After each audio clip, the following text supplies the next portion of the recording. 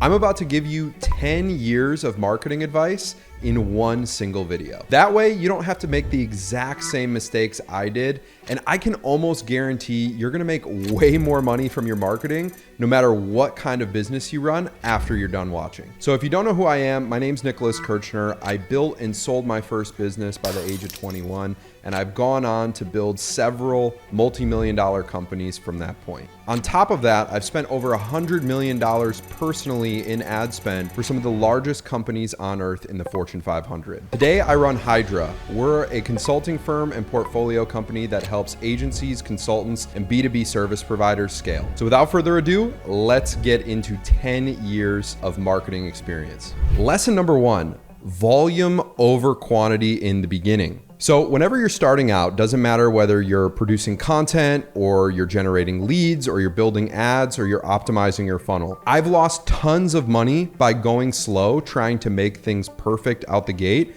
and trying to optimize things when I've barely even started. So understand that you never know what quality looks like, whether it's a quality lead or a quality ad, unless you have sufficient volume up front and actual data to optimize on. So most people sit in inaction instead of actually getting something live, shipping something, and slowly improving over time. And too many people go in with preconceived notions of like, oh, well, I only want to run traffic to super qualified people. And the reality is when you're going after cold traffic, when you're really trying to get out of retargeting or your immediate network of people that you're reaching out to, you're gonna have to deal with some garbage before you can filter down and actually find qualified prospects. This is all part of the game of running cold traffic or running cold outreach or any other form of marketing. So volume is the precursor to quality, and if you go in optimizing for quality first, you might not find any results at all. So remember, you can't optimize zero, and the volume has to come first. Lesson number two, LTGP to CAC ratio is king. So two businesses can look absolutely identical, but the only difference is the one that can spend more to buy customers is always going to win. Now, this one ratio really dictates everything from your growth rate to how much you can spend on ads. And while two businesses might look the same on the surface, one is able to acquire so much more market share because they can spend far more than any one of their competitors who does not optimize the back end of their business. So what even does LTGP to CAC mean?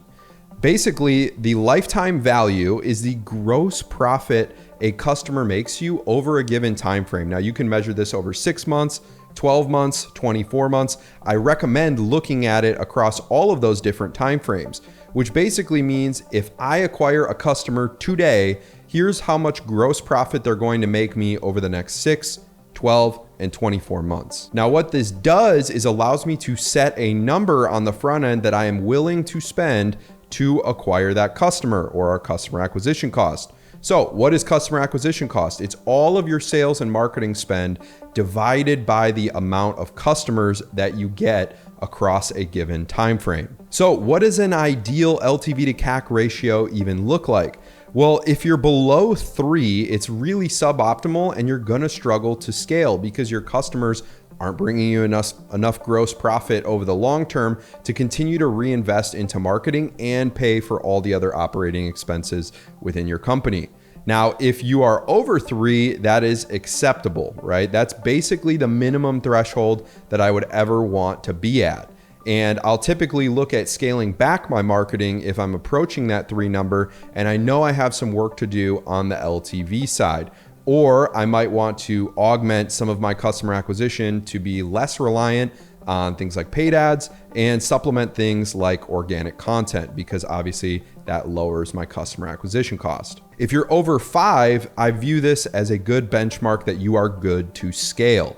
And really, if we're at 5, we can sustainably grow our business in perpetuity. Now, to be clear, we're not killing it on the margin side of things, and I'd like it to be higher, but 5 is a good benchmark to shoot for. Now, you're probably thinking, well, what's the upper limit of this? Well, if we have an LTGP to CAC of, let's say, 15 to 1, that means we are making 15 times in gross profit what it costs us to actually acquire that customer.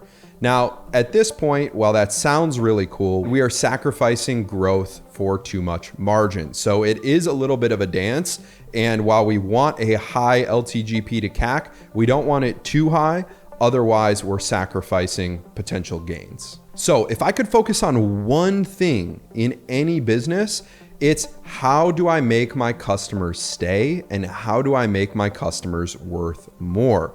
Because that makes all the difference at the rate that I can grow. And most people spend all of their time reducing CAC. They spend their time, how do I optimize this funnel better? How do I optimize my ads better? What's the right bid structure? What's the right ad account structure? When that's not the point.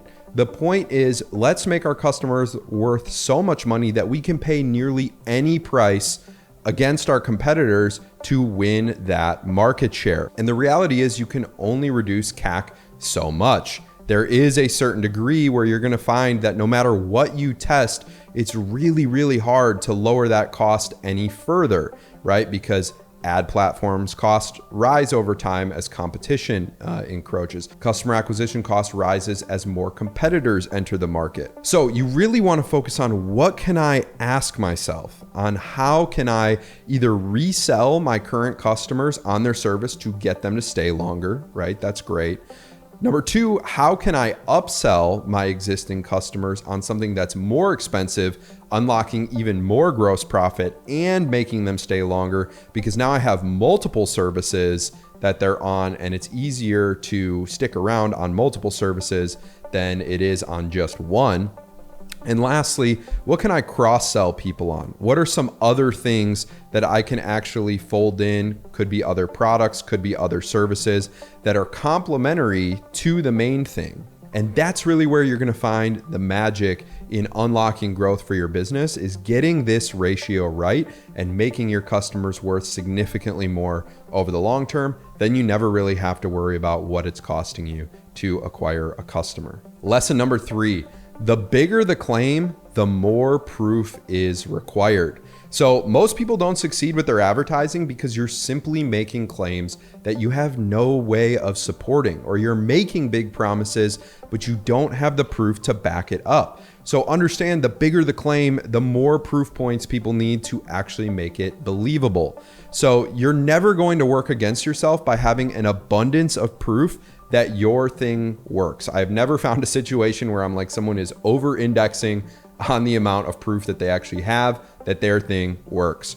Also understand that the more sophisticated your market is, the more proof you need, because they're already inherently skeptical. They already have the belief in their head that what this person is selling me is the same thing that I've tried over and over and over with other companies, and how is this going to be any different? So you need to overwhelm them with proof that people in their exact situation have achieved the ideal outcome, whatever that might be for your clients or prospects. So what are some examples of good social proof that are going to allow you to actually succeed with your advertising? Well-written case studies. And I put well-written here because most people do their case studies saying, hey, we went from 50K a month to 500K a month. And it's like, okay, cool, but how, right? You demonstrate the result, but you don't demonstrate the expertise that it took to actually go from 50 to 500K a month. Once you unpack those lessons and learnings, people can actually say, oh, this guy gets it. Like, oh, I actually see how they got there, making it more believable automatically. The second thing is testimonials from your customers. So always make sure you can get a video testimonial if you can, because video is far more powerful than any photo and quote, because it can't be manufactured as easily. So if we have 100 clients all on video saying, here's where I was and here's where I got to, that's far more believable than any number of quotes I can throw at them. The next one would be Google reviews, right? What are things that we can't easily manipulate to provide proof? So anything from, Google My Business on the right-hand column where you see reviews show up, or even third-party platforms like Trustpilot, all of these things further embrace that, hey, this is the real deal. And we have hundreds of people just like you that have seen the same success and had the same result. Next, profit and loss statements. Now, this might seem overly invasive, but if you can, redact the client's name, redact the dollar amounts, and simply look at percentage growth. But just by way of showing an official document, that automatically is further social proof that your thing actually works. Also, tracking spreadsheets with real data. You know, one of the things that I get asked a lot of times is, hey, I have all these great results to share, but I don't know if my clients would be comfortable with me sharing that information. I say, okay, great. There's two things that we can really do here. Number one, we can include in our agreements that they are giving us the rights to actually use those results in our marketing.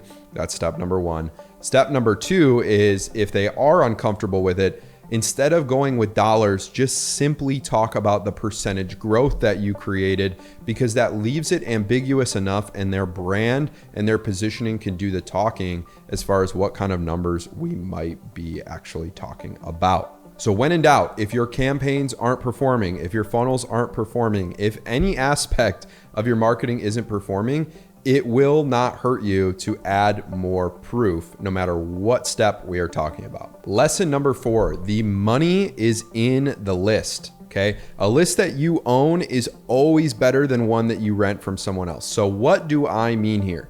Well, let's say we want to take our paid or earned channels and turn them into owned channels. Okay. That way, no matter what happens to algorithms, no matter what happens to platforms, we own our audience. We own that customer data that we can follow up with in perpetuity. So for example, I want to use this analogy of paying rent.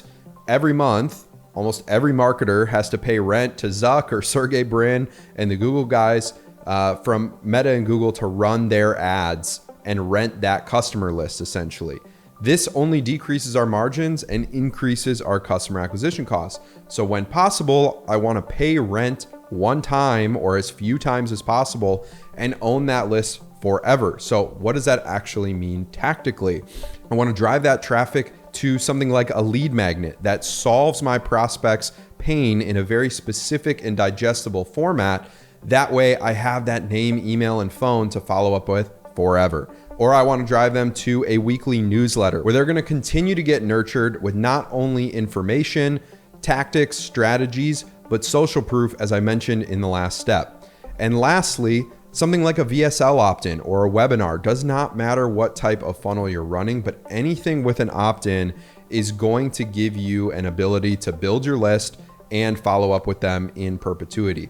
Now, the problem is most people don't work their list hard enough, which is a whole separate video in itself, but you want to be focused on how can I own the customer data? How can I own the customer journey as much as possible? Because that all helps to reduce our customer acquisition costs and allows us to spend more on marketing to reach more people. All right, so number 5, track your marketing data like your business depends on it, because it does. So I was working with a client a while back and they're telling me that their funnel wasn't working to acquire new clients. And I asked them specifically, well, what's not working? And they just said, well, it's not working. And I'm like, okay, well, are you tracking each stage of your funnel data to understand where people are dropping off and where we need to optimize? They were like, no. And I'm like, well, okay, then there's no way we can possibly figure out where things are going wrong other than just gut instinct.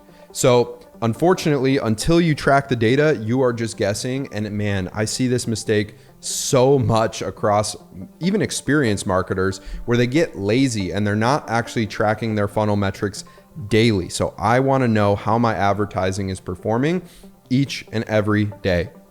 So when we do this, we can hone in on, is it because my ad account KPIs are off? Do I have low click-through rate? Do I have high CPC? Is it that I have an ad issue or I have a landing page issue? Is it a landing page issue or is it a thank you page issue? Is it a thank you page issue or is it a call booking page issue, right? Did someone opt in to watch a video but they're not booking calls? Okay, then I know it's a video issue or a VSL issue, but I can't isolate that variable unless I have the data and I can track a user through that entire customer journey. And it becomes abundantly clear and obvious. You don't even have to be a quote unquote good marketer to understand what the data is telling you once you actually have it. But so few people have it that we end up guessing. So what does that look like?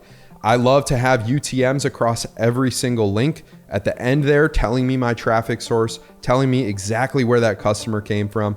Or I'm going to pay for something like Hydra, where I can track the full customer journey and every single click that they took with a reliable source of attribution, right? So I want a single source of truth that I'm going to trust across the board for my marketing, right? And everything should be tagged, from ads to emails to any manual actions. Everything is understood. Next is a daily ad ops dashboard, right? Where I can see what is going on across the entire funnel each and every day. Just like I mentioned, that rolls up to weekly and monthly. And lastly, I want to make sure that I have a CRM dialed in. So after they are done with the marketing process and they become a sales qualified lead, I want to be able to see how they're moving through those deal stages and into revenue. That way I know what traffic sources are actually bringing me clients that close, because clients that book calls or clients that opt into things are different than people that actually give you their credit card. So you need to be able to marry the sales and marketing data to get a clear picture of what is actually going on. And I promise you, you will make more money if you track your data religiously. Lesson number 6. Do not focus on more than one ad channel until you've cracked it, okay? Every business I've grown to over 7 figures, I've done with one paid ad channel, and it's Meta. And then I might fold in some organic marketing alongside of that. But people don't realize that you can spend 6 figures a day on a single ad channel. So stop thinking that you're at the end or you've somehow outgrown the platform when really you're just in its infancy, right? And this especially applies if you are under $1 million a year in revenue with your business. Just pick one and continuously improve on it and do it better and better each time, right? There's a couple of ways to do this. Number 1, we can just do more ads, right? We can do more outreach scripts. We can do more volume of whatever it is we're doing already. The next thing is we can make better ads. Maybe these are higher production value. Maybe these are more unique concepts. Maybe these are better angles that haven't been touched on before by our market. Or maybe we're creating better offers and better lead magnets that are going to allow us to scale that channel further. So many people think they have an ad platform issue when it's typically everything on the backside, which goes back to my customer acquisition cost to LTV ratio. You can much more easily hone in the LTV component than you can reducing customer acquisition cost. Also realize by diluting your focus, you're committing to doing none of these channels well. And the reality is it takes teams of people to run a single channel at the highest level. So if you think that you're gonna be on Facebook, you're gonna be on Google, you're gonna be running YouTube ads, and you're gonna do them all at the same time, and it's gonna be perfectly optimized and you're doing them well, I'm sorry that you are mistaken. And you would probably get far more results if you chose one and ruthlessly optimized that one ad funnel and actually scaled your business off of that versus trying to be fancy and have some complicated marketing stack. Unfortunately, marketers make the mistake of trying to feel smart and ignoring what actually gets results, which is the fundamentals, and doing them extremely well. So when I ask people, why not just do more of that thing that's already working? Well, most of the time they don't have a good answer, and it's just shiny object syndrome, and I don't want that to be you. Lesson number 7, creative is the X factor. So when we look at businesses that are in the same category with the same offer, serving the same avatar, oftentimes what's winning is who is testing more and better creative. Who can hit the best angle with those customers in the way that those customers actually want to see it and have their problem solved.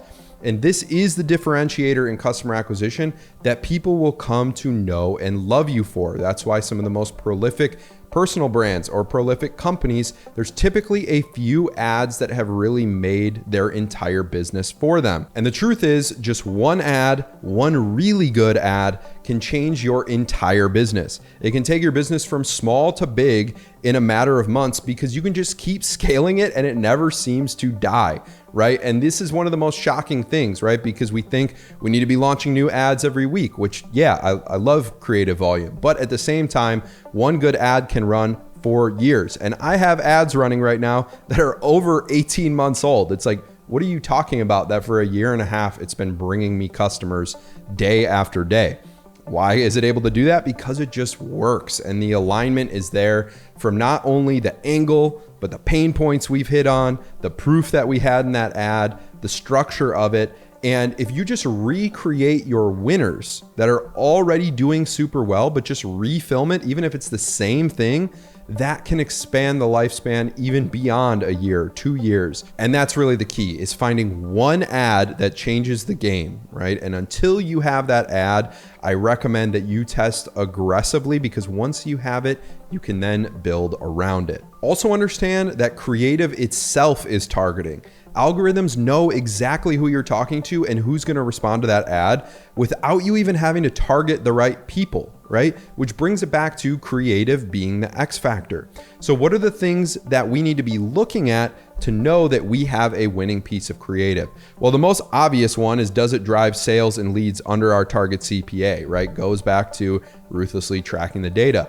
But what are some softer metrics that we can look at? Well, I'm looking at things like thumb stop ratio, right? 3-second video views over impressions. What percentage of people that see this thing in their newsfeed actually stop and watch for more than 3 seconds? Secondly, does it retain viewers? 25%, 50%, 75, 100% viewership. How well is the hold rate on that? And then also importantly, measuring our outbound CTR. So what percentage of people that see the ad actually click to our external destination, whether that's a landing page or a sales funnel or whatever it might be. Outbound CTR also very key, along with CPC, right? And these metrics are going to vary based on your business and your funnel economics and your target customer acquisition costs, which once again, track the data. I know I sound like a broken record here, but it's for a good reason. But making better creative is the difference between you scaling your business and not. Lesson number 8, your fortune is in the follow-up. Okay. The rule of 7 in marketing suggests that an average of 7 interactions with a brand are needed before a purchase is made. So if you run an ad to generate leads for your business and there's no follow-up sequence, no email, no SMS, no calls, that funnel is going to be incredibly hard to scale as far as it could go. It might kind of work, but it might not work as well as it could because you're missing out on over half the sales. And typically I see 30 to 50% of the results coming after the fact or after that initial opt-in from someone on a funnel, right? And you've obviously heard the term in sales, the fortune is in the follow-up, and that couldn't be more true here in marketing. So the difference between a funnel that works and an offer that works and something that doesn't is your follow-up when it comes to scaling. That's why running VSLs with no email and text sequences without a calling team, bad move, right? A lot of results come from those other 3 actions, not just the video itself. Also, that's why an e-com store not running email flows is a terrible move. That's why running webinars with no replays and follow-up sequence, very bad move. So before you go and make an entirely new funnel or new ads or new everything, are you following up with the leads that you have, and are you putting the attention to detail on all of these elements? Lesson number 9, 10x decisions versus 10% decisions. Pull the big levers first. So in every marketing campaign, there is a set of levers, and one is way bigger than all the rest of them. And that is offers and angles and new markets, right? Everyone wants to focus on, should I change my headline? Should I split test this button color against that one? Should I split test this video against that one? And the truth of it is, we might see a 5%, 10% lift by changing some of those elements, but how do we get a 1,000% lift and actually crack the funnel once and for all? It's from new offers, it's from new angles, and it's from approaching new markets, because these are such higher leverage points to tap into than simply split testing these little things that at the end of the day, even if we perfectly optimized every little thing, it's likely not going to get us to the scale of business that we are wanting to get to. So when in doubt, change bigger things. Don't completely blow up what's already working, but instead of spending all of your time stressing out over these minute little changes, go ahead and actually test something that's wildly net new and innovate, because that's where you're going to find the biggest gains. And that's where all of my biggest breakthroughs personally have been from net new experimentation versus iterating little things inside the ad account or on the landing page or what have you. That also goes back to my note on creatives. If I'm trying to hone in this script and change this one little script and make it perfect, I'm much better off just ideating an entirely new script around an entirely new angle or market. And that's going to give me way more upside than tweaking small things. Lesson number 10, volume is a force multiplier. Okay. Algorithms reward speed and they reward surplus. And what I mean by that is you're not going to find what works unless you have enough at bats, right? It's like walking up to the plate, and unless you hit a home run on the first at bat that you ever have, oh, this thing doesn't work. When in reality, if you sat there behind the plate and took 100 at bats, it's likely you're going to have a lot more home runs. And you might be thinking, yeah, Nicholas, this is really obvious. But the reason I'm saying it is because so few people do the actual volume of outreach, volume of ad creation, volume of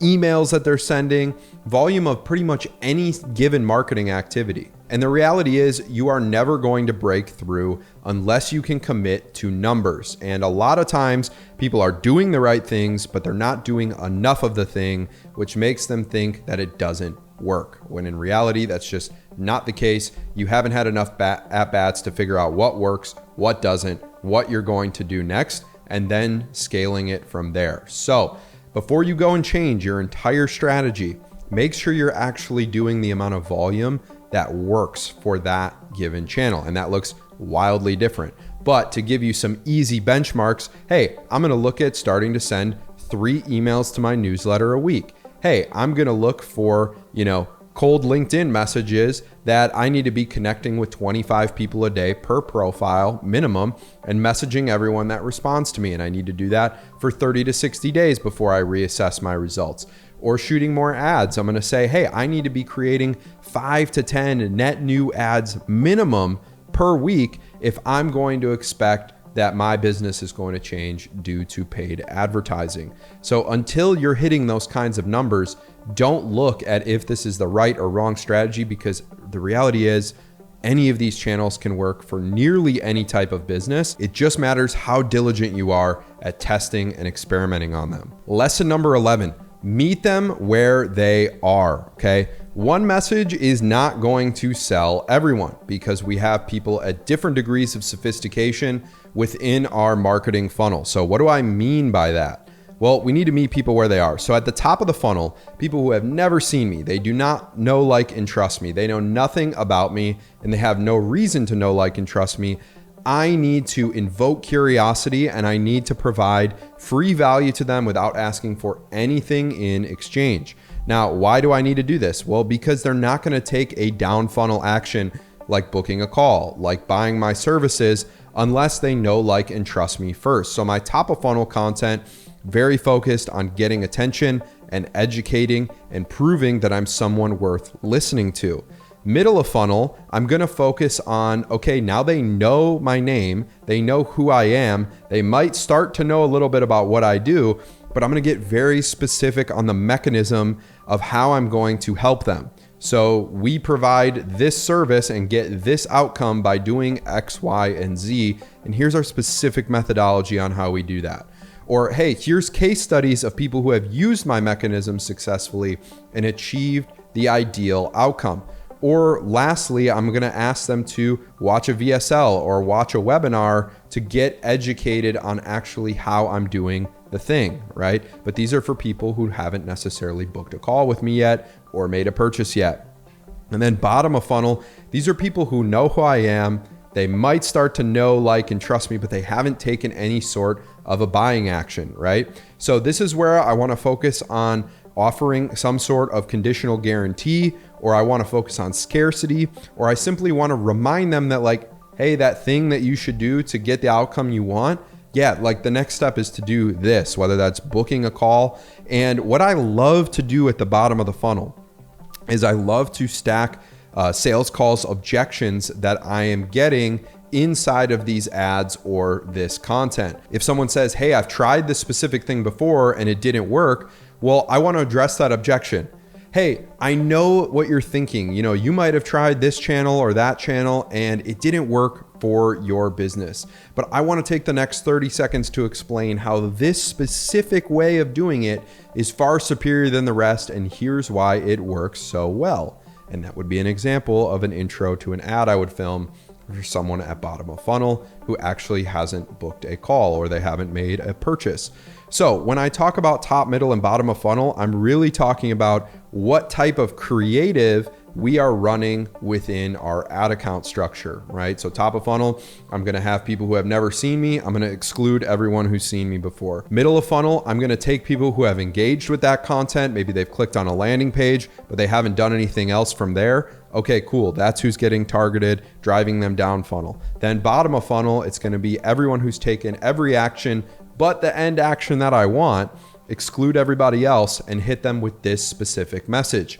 And this is how we create a real customer journey from a marketing standpoint that takes them from not knowing, liking, or trusting us to customer through our ads and content. And lastly, lesson number 12, retargeting is the easiest money you will ever make in advertising because they've already expressed interest, they've already watched a video, they've already added to cart, they've already opted in, or they've already had a sales call. So you want to make sure that you're doing this if you do nothing else from an advertising perspective.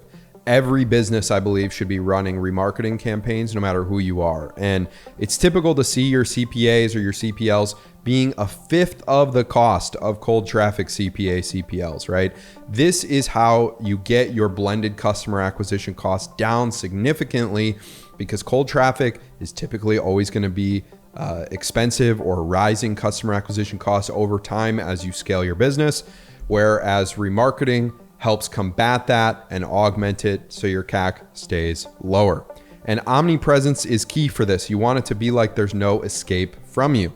So for example, if someone watches a YouTube video, great, I want to be retargeting them when they watch other YouTube videos. Or if they visit my site, I want them to see me on Instagram and Facebook. If they're on Google, I want them to be able to see me in search results or on Google display. No matter what kind of business you run, there is an option for you to retarget those people. And I guarantee that will be some of the cheapest customer acquisition that you ever come across. That's it. That's all. Those are my 12 lessons that it took me 10 years to learn and perfect, and I'm still working on all the time. So hopefully this cuts the learning curve for you and helps you grow your business and make more money way faster than you thought possible. So if you enjoyed this video, I would really appreciate a like and a sub. Over 93% of you are not subscribed to the channel who watch it, so it would mean the world to me. And if you are interested in Hydra, our consulting firm and portfolio company, sitting down with you in person in Nashville to map out a custom growth roadmap for your business and actually give you all of our proven marketing systems, all of our proven sales systems, all of our proven fulfillment systems to actually grow, then go ahead, click the link in the description, and I would love to see if you are a fit to come out and spend some time with our team. Otherwise, I'll catch you in the next video.